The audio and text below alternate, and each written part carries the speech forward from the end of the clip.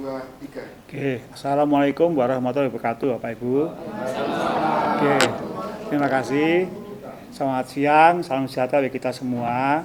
Bapak Ibu, hari ini kita kehadiran sosok di sebelah saya, Bu Fistina, yang hari ini mempunyai kegiatan yang luar biasa untuk menyampaikan pertanggungjawabannya terkait dengan rencana tindak lanjut sebagai bentuk implementasi peningkatan kemampuan manajerial guru penggerak yang insya Allah merupakan bagian daripada portofolio untuk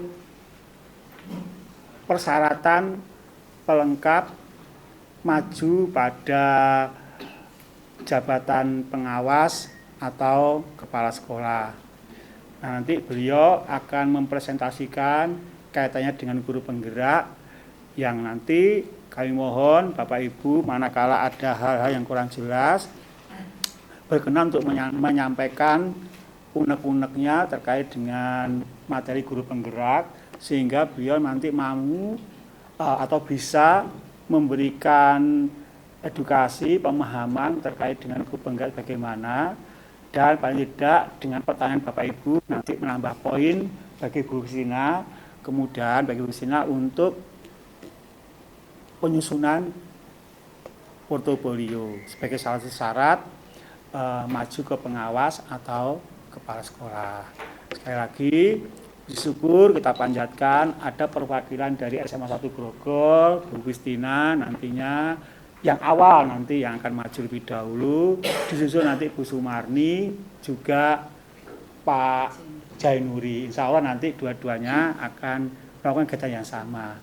Sehingga dengan demikian SMA 1 Grogol terwakili 3 guru penggerak yang nantinya bisa menyelesaikan seperti apa yang diselesaikan oleh Bu Fistina. Untuk itu nanti Bu Fistina kami pasrahkan seluruhnya kegiatan ini dalam mempresentasikan kaitannya dengan materi guru penggerak. Mungkin itu Bapak Ibu, sekali lagi terima kasih atas dukungannya. Mudah-mudahan pengorbanan Bapak Ibu nantinya mendapat balasan setimpal. Oke, demikian saya akhiri. Wassalamualaikum warahmatullahi wabarakatuh. Assalamualaikum warahmatullahi wabarakatuh. Selamat siang. Kepada yang terhormat Bapak Dr. Andes Imade Swastika MPD selaku kepala sekolah sekaligus mentoring saya ketika ada acara pengimbasan untuk peningkatan kompetensi manajerial guru penggerak bidang GTK Provinsi Jawa Timur. Yang saya hormati Bapak Ibu guru serta karyawan yang saya hormati, pertama-tama marilah kita panjatkan puji syukur kehadirat Allah Subhanahu wa taala. Karena berkat limpahan rahmat, nikmat hidayahnya kita dapat berkumpul di ruang multimedia dalam keadaan sehat walafiat. Amin. Tidak lupa sholawat salam semoga tetap tercurahkan kepada junjungan kita Nabi besar Muhammad SAW dengan ucapan Allahumma sholli ala sayyidina Muhammad wa ala ali sayyidina Muhammad. Bapak Ibu semuanya, hari ini saya akan mempresentasikan tentang sosialisasi program guru penggerak. Mohon perhatian dan kerjasamanya. Bapak Ibu, untuk hari ini saya akan mensosialisasikan tentang program guru penggerak. Program guru penggerak ini merupakan program dari Menteri Nadiem Makarim episode kelima. Untuk capaian terakhirnya adalah penguatan profil pelajar Pancasila. Dalam program guru penggerak ini nanti berfokus pada pelatihan secara pedagogis, kemudian berpusat pada murid dan pengembangan secara holistik. Nanti menekankan pada kepemimpinan instruktusional melalui on the job coaching, kemudian pendekatan berbasis formatif dan pengembangan serta kolaboratif karena ada kerjasama dengan Bapak Kepala Sekolah, kemudian dari rekan sejawat dan juga dengan siswa yang ada di sekolah ini sendiri. Kemudian ada 8 standar yang nanti baik dari sarana, PTK, pembiayaan, pengelolaan, proses, isi, dan penilaian untuk mencapai standar kompetensi kelulusan yang akhirnya adalah penguatan profil pelajar Pancasila dengan tujuan akhirnya adalah mencapai tujuan pendidikan nasional. Ini untuk penguatan profil pelajar Pancasila, mulai dari beriman, bertakwa kepada Tuhan Yang Maha Esa, berkebinekaan global, bergotong royong, kreatif, bernalar kritis, dan mandiri, serta berbagai indikatornya. Kemudian, sebagai seorang guru penggerak, tidak berdiri sendiri, tetapi ada kolaborasi dan kerjasama baik dengan kepala sekolah maupun dengan pengawas. Di dalam program guru penggerak, kalau saya dulu angkatan 4, itu saya sekitar 9 bulan sebetulnya. Tetapi karena ada cut off anggaran, saya dan Bu Marni dan Pak Ivan waktu itu di sekolah kita itu sampai 13 bulan. Jadi program kita lumayan lama. Kemudian dilanjutkan dengan Pak Jainuri itu sekitar 6 bulan. Dan sekarang yang terakhir kemarin Bu Siwi juga 6 bulan. Sama. Ini kita ada 6 bulan yang program yang sekarang. Ada 3 modul paket pelatihan. Yang pertama adalah modul paradigma dan visi guru penggerak. Ini ada 4 modul di dalamnya. Ada filosofi pendidikan Ki Hajar Dewantoro, kemudian nilai dan visi guru penggerak, serta membangun budaya positif. Kemudian pada paket kedua, ada praktek pembelajaran yang berpihak pada murid. Ini ada 3 modul, yaitu materi pembelajaran berdiferensiasi, kemudian materi pembelajaran sosial emosional, dan pelatihan coaching atau supervisi akademik. Ini ada 3 modul. Kemudian paket 3, kepemimpinan pembelajaran, ini ada 3 modul juga. Pengembangan sekolah yang berisi tentang pengambilan keputusan sebagai pemimpin pembelajaran, kemudian pengelolaan sumber daya, dan yang terakhir adalah program sekolah yang berdampak pada murid. Jadi pada program guru penggerak itu ada 10 modul lengkapnya kita itu dalam proses belajar. Untuk angkatan saya adalah 9 bulan, tapi sebenarnya 13 bulan karena ada cut off anggaran, dan untuk angkatan selanjutnya ada 6 bulan. Untuk program guru penggerak, ini ada beberapa persyaratan, termasuk minimal masa kerjanya adalah 5 tahun. Kemudian ada seleksi tahap 2, yaitu ada seleksi tahap 1 dulu adalah untuk EC. Di EC ini adalah salah satunya adalah bagaimana motivasi panjenengan ikut guru penggerak. Kemudian apakah tantangan selama di sekolah itu sendiri, apakah pernah berinteraksi dan konflik dengan temannya, bagaimana cara mengatasinya, itu di situ kita kemukakan, kita tulis. Dan bagaimana pengembangan panjenengan, apakah panjenengan pernah mengembangkan dengan rekan sejawat. Misalnya dalam MGMP panjenengan menjadi narasumber, kemudian membimbing anak ketika olimpiade, ketika KIR, ini bisa ditanyakan ke teman-teman yang sudah lulus guru penggerak, maupun kemarin yang mencoba untuk ikut tes guru penggerak tapi belum lolos. Kalau waktu angkatan saya itu ada tes psikotesnya.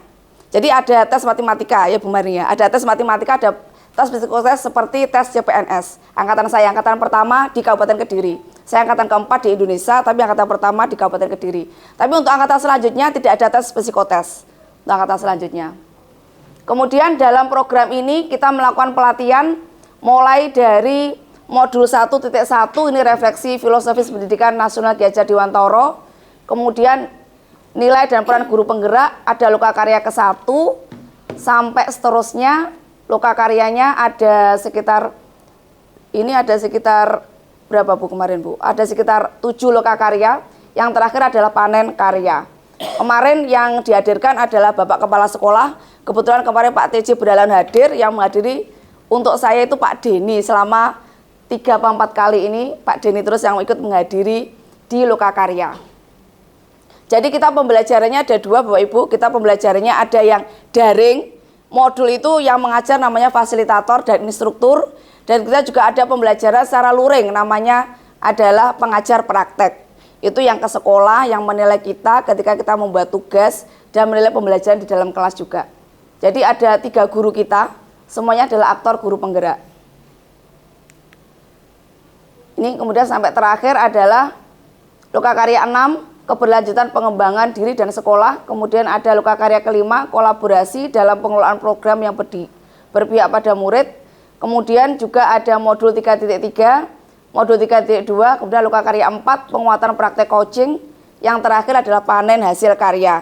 Jadi produk kita selama kita di sekolah itu apa? Itu dipanen hasil belajar.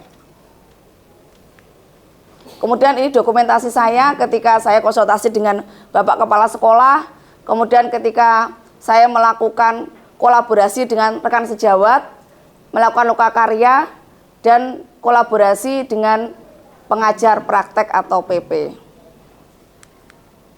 Ini ketika kelompok kami mengadakan panen hasil belajar, kebetulan tempatnya adalah di SMK Ngasem. Dan ini adalah sebelahnya adalah ketika kita membahas tentang modul, prosesnya adalah prosesnya online.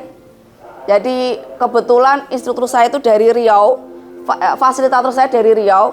Beliau itu seorang pengawas juga sekaligus sebagai seorang dosen luar biasa, karena beliau mengajarnya itu jarak tempuhnya itu 7 jam. Beliau di kepulauan terpencil di Kepulauan Riau itu. Sangat terpencil sekali dan beliau itu nginap di kantor dinasnya itu karena beliau rumahnya itu terpencil. Harus melewati laut dan nyebrang laut itu selama 7 jam. Sama dengan di sini Jogja, tapi melewati laut. Beliau juga seorang pengawas teladan, kemarin mendapat peringkat 3 besar senasional. Kemudian ini untuk memulai perubahan kita harus menjaga komitmen dan harus bersama-sama. Guru penggerak tidak akan mungkin berubah sendirian. Pasti mengajak temannya, bergerak, tergerak, menggerakkan. Kalau kita tidak mengajak temannya, tidak akan terjadi perubahan di dalam sekolah kita. Ini saya mengambil quotes dari Ali bin Abi Thalib. Didiklah anak sesuai dengan zamannya karena mereka hidup pada zamannya, bukan pada zaman kita. Ketika kita mengajar, maka kita perlu sekali pengembangan diri karena setiap anak itu memiliki potensi yang berbeda dan selalu berkembang sekali.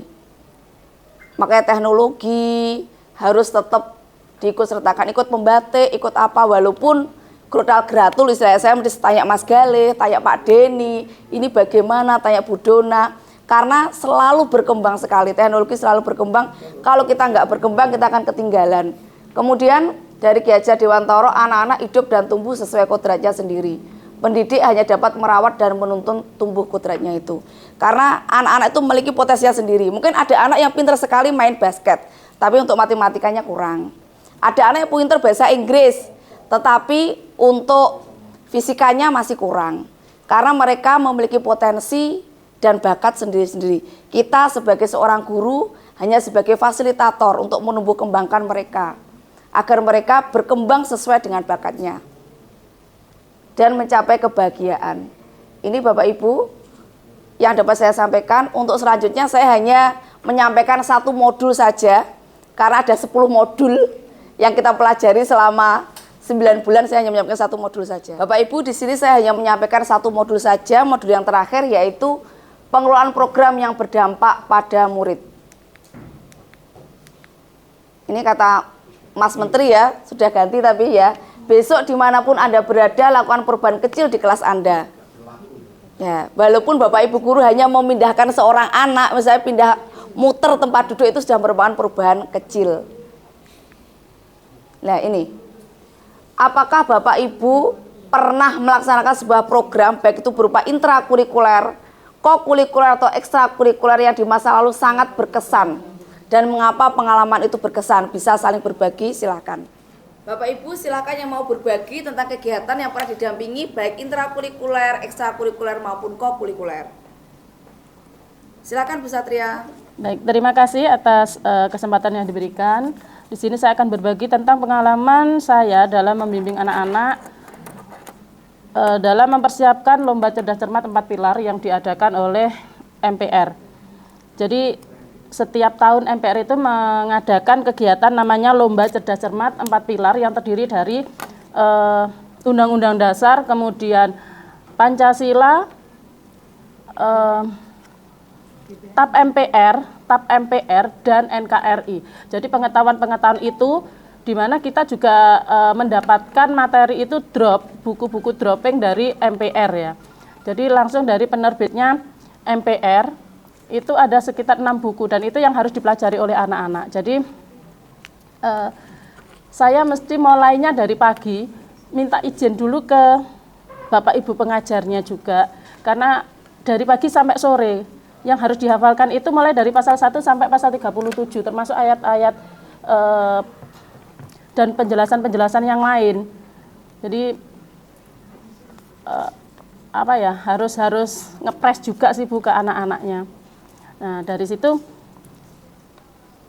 kita waktu di Surabaya ketika anak-anak mengucapkan Dewan Perwakilan Rakyat itu disingkat, itu langsung dapat statement semacam teguran. Harusnya ketika kita menghafalkan atau melafalkan pasal-pasal atau ayat-ayatnya itu tidak boleh disingkat.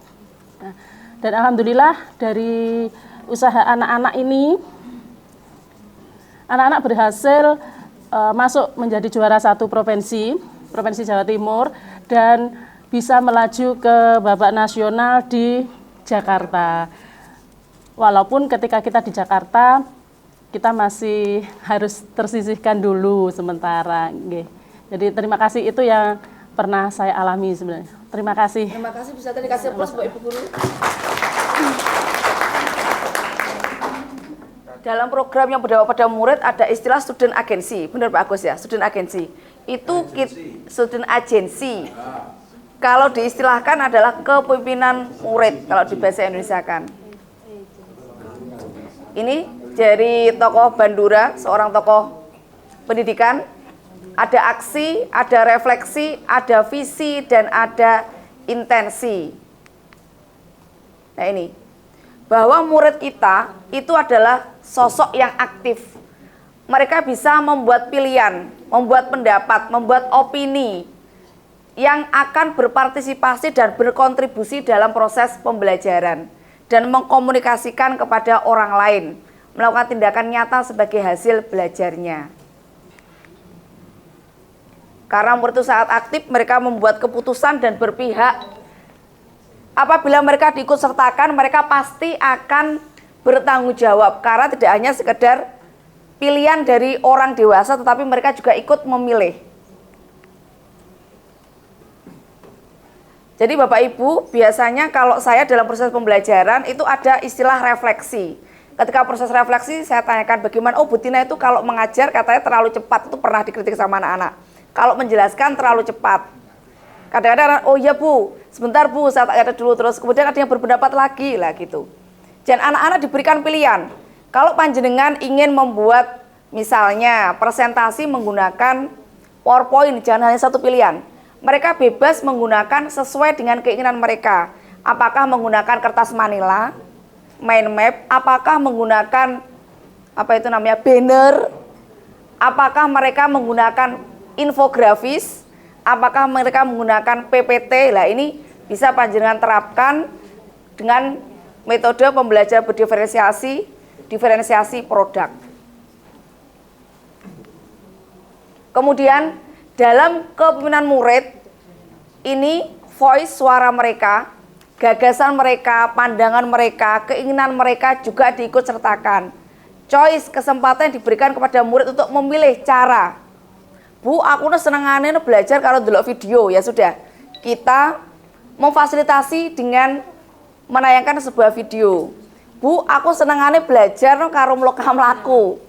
Misalnya seperti itu. Kita sediakan tempat mereka untuk berjalan di belakang. Anaknya memang anaknya kinestetik. Bu, aku senengane belajar karo ngrungokne. Lah, kita sediakan audio. Kemudian ownership, mereka ikut memiliki. Karena menunjukkan minat dalam belajar, akhirnya mereka ikut memiliki proses belajarnya, diikut sertakan.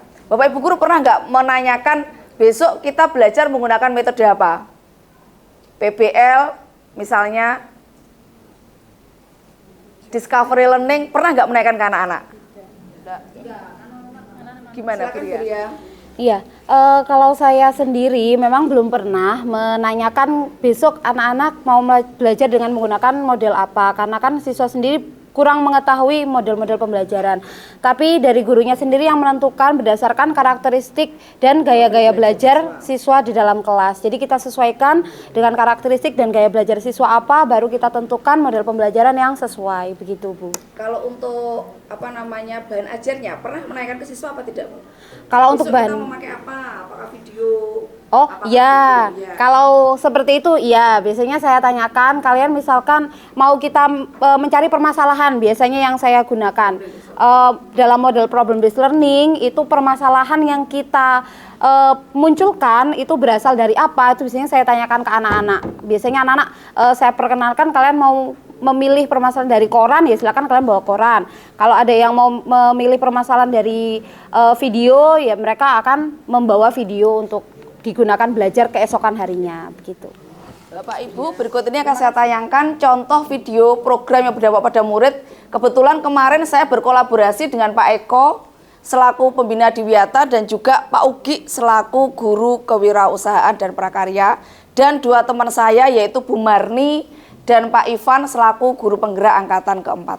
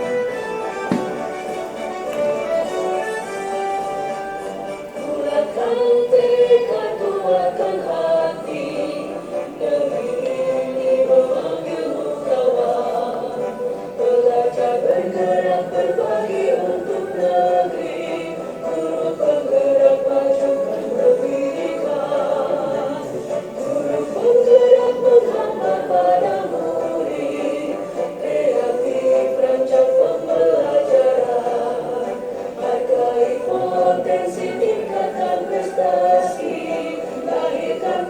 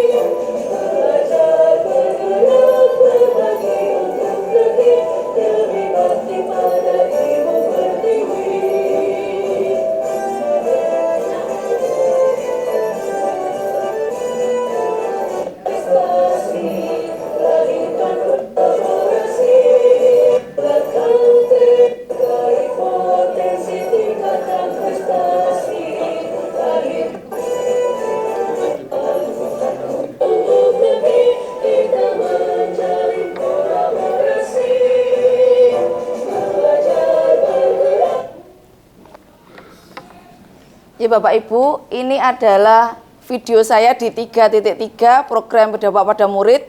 Di sini saya berkolaborasi karena sekarang ada istilahnya pembelajaran kolaboratif.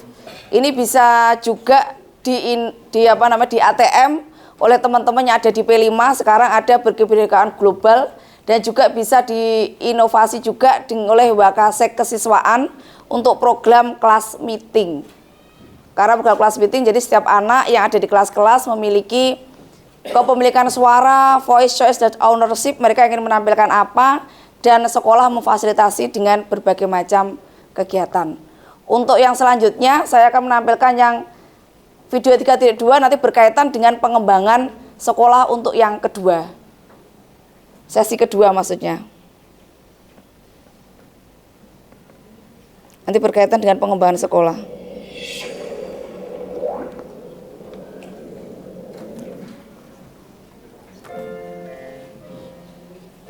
Assalamualaikum warahmatullahi wabarakatuh. Halo guru-guru Satu Nusantara. Pada kesempatan kali ini saya akan mempresentasikan 3.2.A.7 demonstrasi kontekstual pemimpin dalam pengelolaan sumber daya, pemetaan aset dan potensi aset.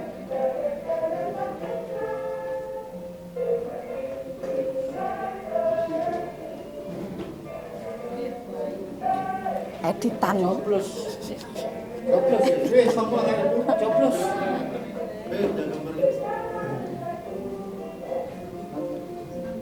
Perkenalkan, nama saya Fatina Musliamuri, CGP Angkatan 4 Kabupaten Kediri, dengan fasilitator Bapak Jaini SPD MM dan pengajar praktek Ibu Pak Pratama Fitri SPD. Jaini. Apa yang sekolah kami kuasai? Sekolah kami mau berubah, beradaptasi dengan lingkungan sesuai dengan perkembangan zaman, seperti pada filosofi belajar dewasa bahwa terdapat kodrat alam dan kodrat zaman, seperti dengan mengikuti maksud kurikulum mereka untuk menerapkannya di tahun ajaran baru. Selain itu, semua warga sekolah berkolaborasi untuk mencapai visi sekolah, yaitu mewujudkan sekolah unggul dalam iman dan takwa, berkepribadian, prestasi, dan mengupayakan perlindungan dan pengelolaan lingkungan. Apa yang kami banggakan dari SMA Negeri 1 Bogor? Yang pertama merupakan sekolah anugerah mandiri nasional, di mana semua warga sekolah memiliki perilaku kepedulian terhadap lingkungan menjadi sebuah budaya positif. Yang kedua, para siswa yang berprestasi di bidang akademis dan non-akademis, tetapi yang paling menonjol dalam bidang non-akademis yaitu dalam bidang seni dan olahraga. Yang ketiga, semangat belajar para siswa dan para guru untuk mengembangkan diri. Yang keempat, semua warga ikut serta melestarikan kearifan lokal. Pengertian pendekatan berbasis aset. Pendekatan berbasis aset atau aset based adalah sebuah konsep yang dikembangkan oleh Dr. Edward Kramer, seorang ahli psikologi yang menekuni kekuatan berpikir positif untuk pengembangan diri. Pendekatan ini merupakan cara praktis menemukan dan mengenali hal-hal yang positif dalam kehidupan dengan menggunakan kekuatan sebagai tumpuan berpikir. Kita diajak untuk memusatkan perhatian pada apa yang bekerja, yang menjadi inspirasi, yang menjadi kekuatan ataupun potensi yang positif.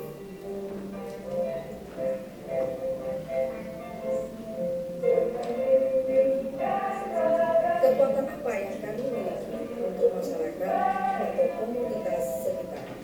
Menurut Grip dan Haynes, web 2 dalam aset building dan community development, ada 7 aset utama atau yang disebut sebagai modal utama.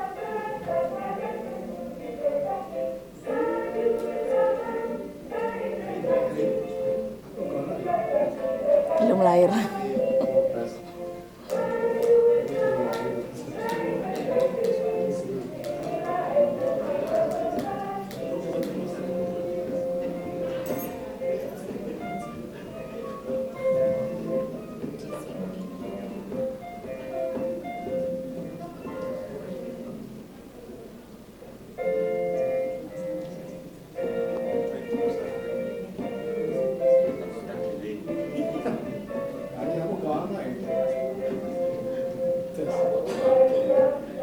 air, Pak.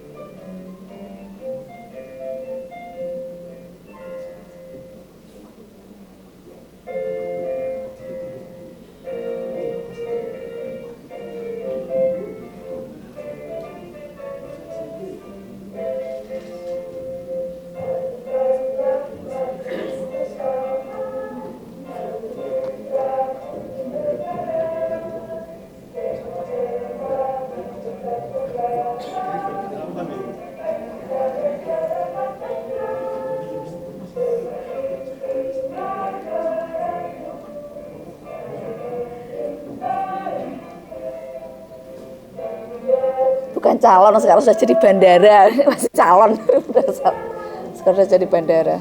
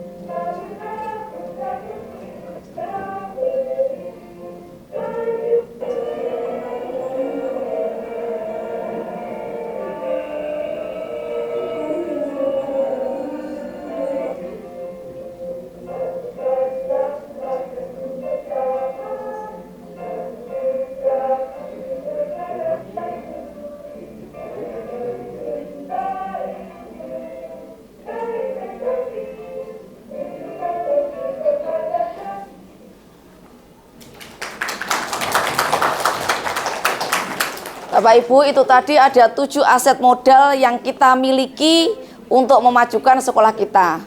Nanti untuk mengembangkan sekolah kita ada program-program bagaimana agar sekolah kita menjadi maju dengan memaksimalkan 7 aset yang kita punya. Karena kita berbasis aset. Terima kasih perhatiannya. Wabillahi taufiq wal hidayah. Wassalamualaikum warahmatullahi wabarakatuh.